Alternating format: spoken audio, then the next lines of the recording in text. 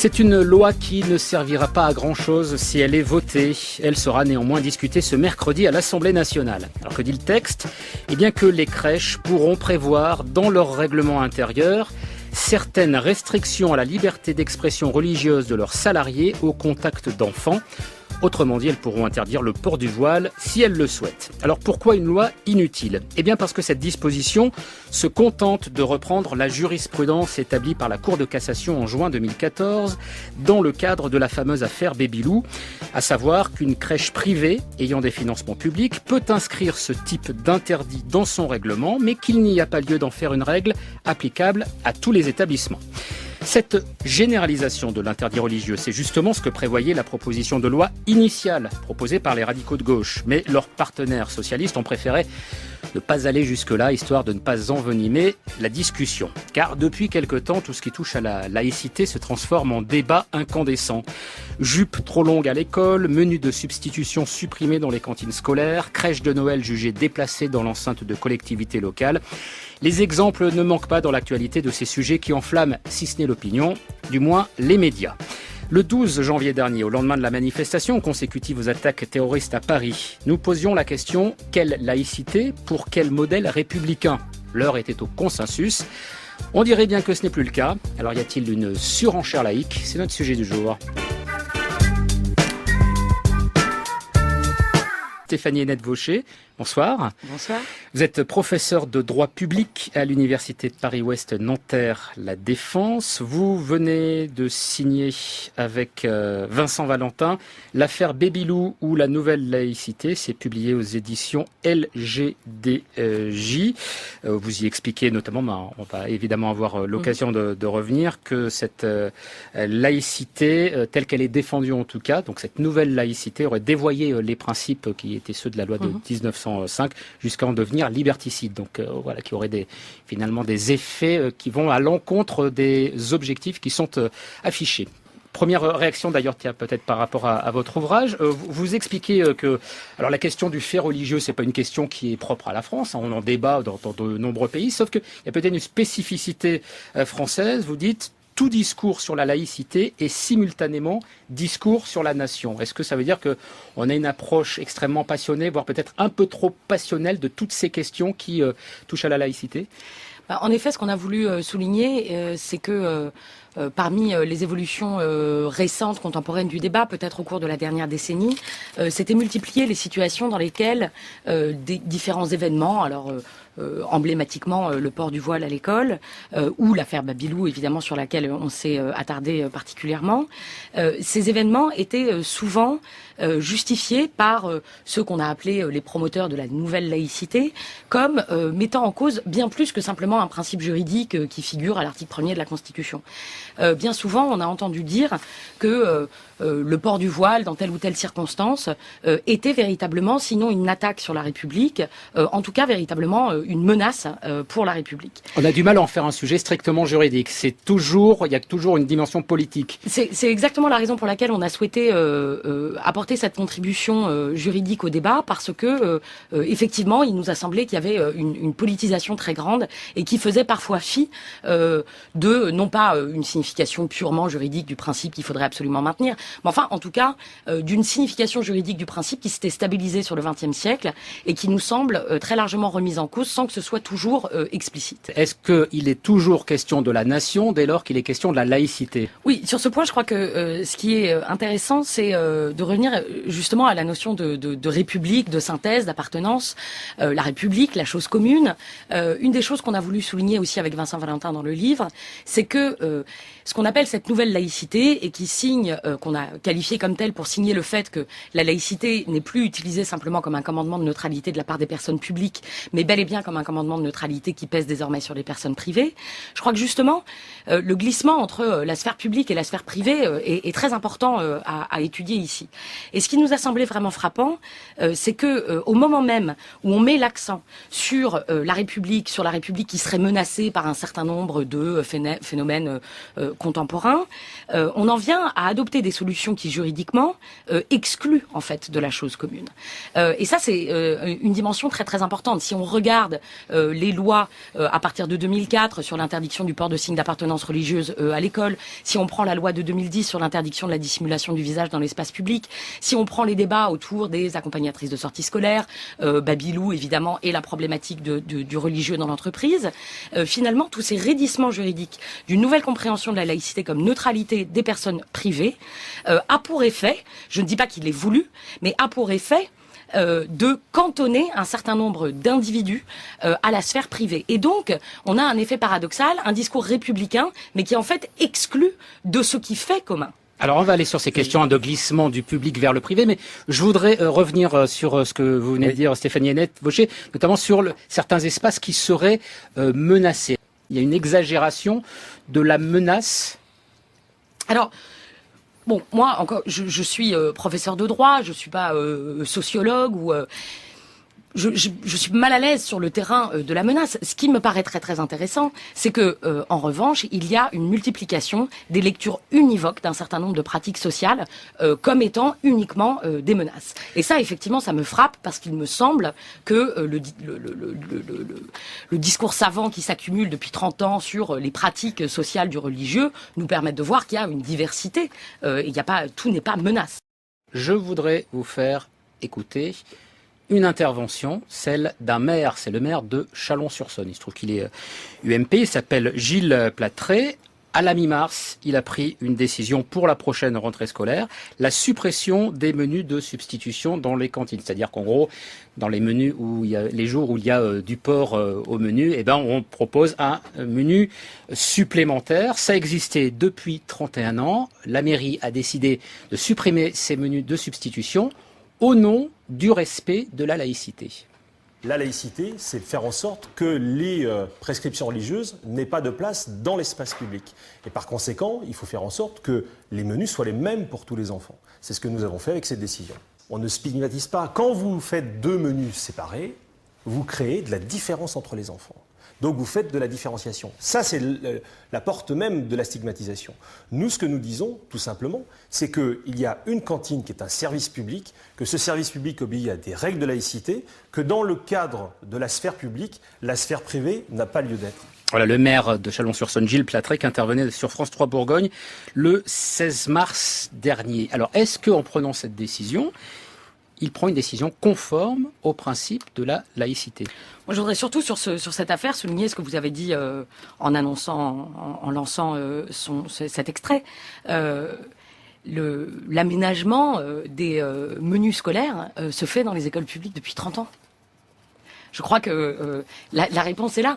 Personne, depuis 30 ans, n'a eu l'idée de dire que c'était problématique par rapport aux principes fondamentaux du service public, de la République, etc. Donc quand on utilise le terme ce soir de surenchère laïque, c'est quelque chose qui pourrait vous convenir? Je crois que là, on est tout à fait dans la surenchère laïque. C'est-à-dire, je crois qu'on est véritablement dans l'utilisation de la laïcité pour réaliser des opérations politiques qui n'ont que peu à voir avec ce qu'on a autrefois très bien compris comme étant parfaitement compatible avec la laïcité. Une chose me frappe dans l'argumentation mise en avant par le maire de Chalon et par d'autres. Il dit dans l'extrait sonore que vous avez passé, les prescriptions religieuses n'ont pas leur place dans l'espace public.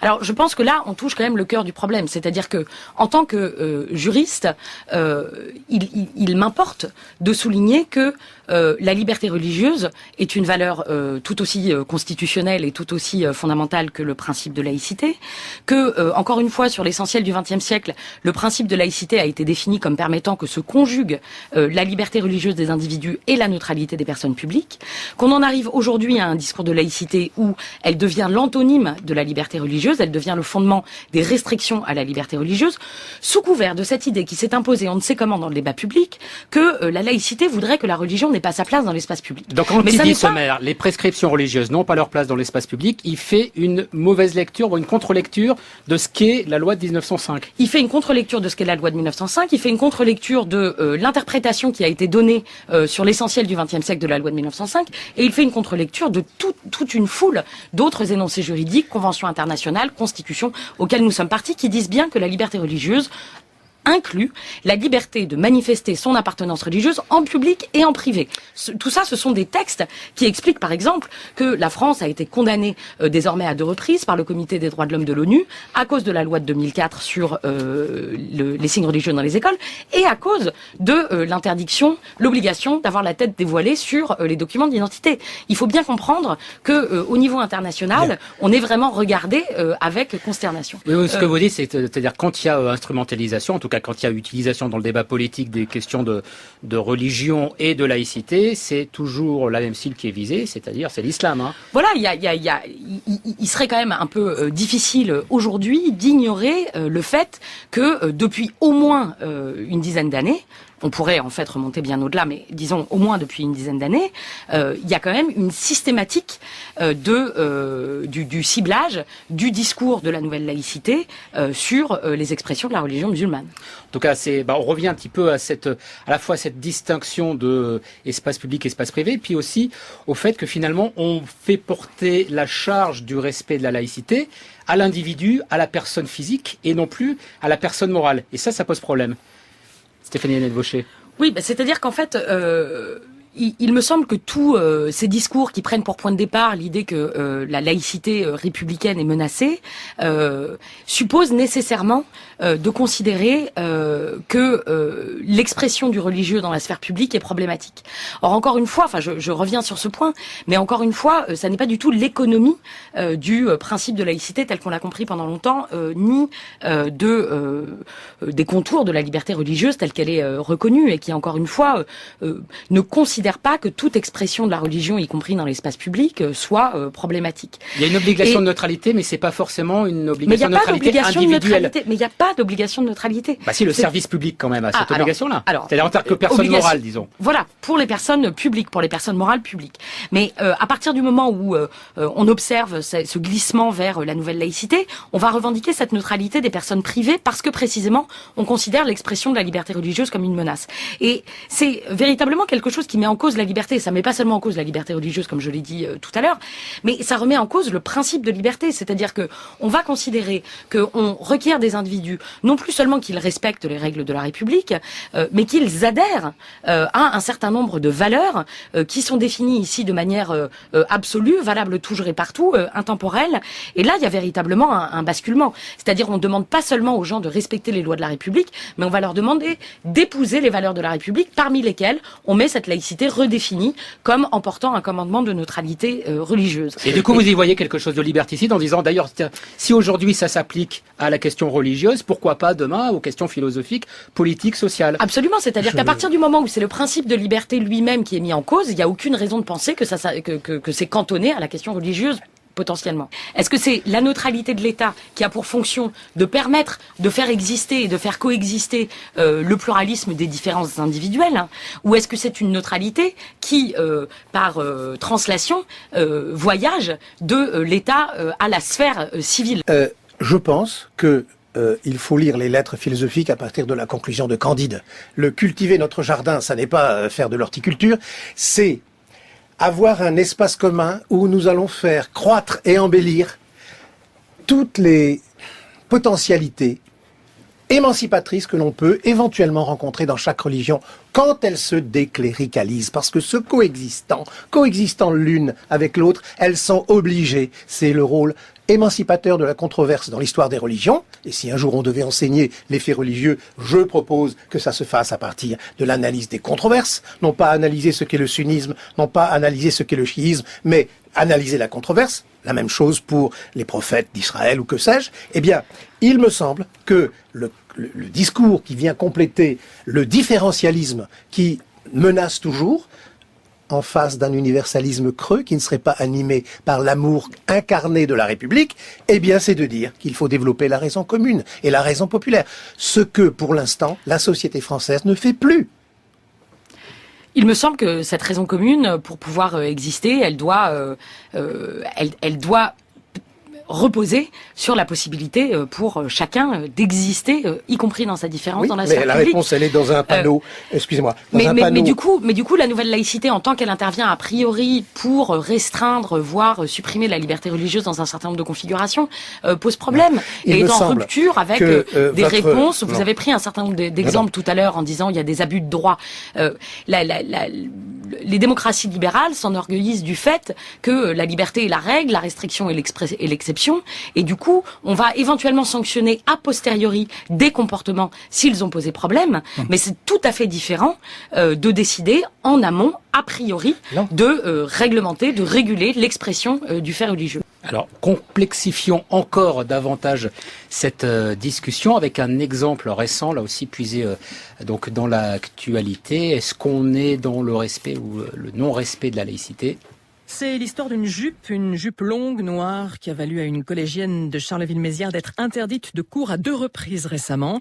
Explication de l'Académie de Reims, le port de cette jupe s'apparente à un signe religieux ostentatoire dans le cadre d'une action revendiquée et concertée. Depuis, sur les réseaux sociaux, les jupes longues noires fleurissent et ceux qui prennent la défense des jeunes filles crient à la discrimination. L'Académie de Reims, elle insiste sur le fait que la jeune fille s'est exclue d'elle-même en refusant de se présenter avec une tenue neutre. Le collectif contre l'islamophobie en France parle d'une centaine de cas similaires. L'extrait d'un journal de France Inter, c'était fin avril 2015. Réaction de la ministre de l'Éducation, Najat Vallaud-Belkacem. L'équipe pédagogique a fait preuve du discernement qu'on attend d'elle pour juger du caractère prosélyte ou pas, non pas de la tenue, mais de l'attitude de l'élève. Ce qui me semble... Alors là, complexifier encore davantage la question, Stéphanie Hennette-Vaucher, c'est-à-dire c'est non plus quelque chose finalement d'objectif. On pourrait se dire, voilà, le voile, on l'interdit ou on l'interdit pas. Là, c'est la façon dont ce vêtement est porté et assumé. Alors finalement, qui est-ce qui est censé juger de la portée d'un vêtement? Je pense que c'est précisément ce qui révèle le caractère très problématique de la loi de 2004, en tout cas de la manière dont elle est appliquée désormais.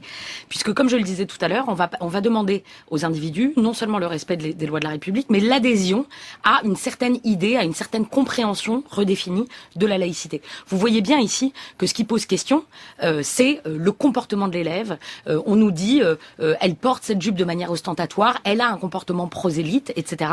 Et donc vous voyez bien que ce qui est en cause, ça n'est en effet plus seulement le vêtement, on est dans une interprétation tout à fait maximaliste du texte. Ce qui est en cause, ça n'est plus le vêtement, c'est véritablement le comportement de l'intéressé. Et ça renvoie au fait que la loi de 2004 posait problème de toute façon ab initio. C'est-à-dire qu'elle a d'emblée été interprétée comme pouvant fonder des exclusions pour le port de signes dont il est très difficile de dire qu'ils sont objectivement religieux.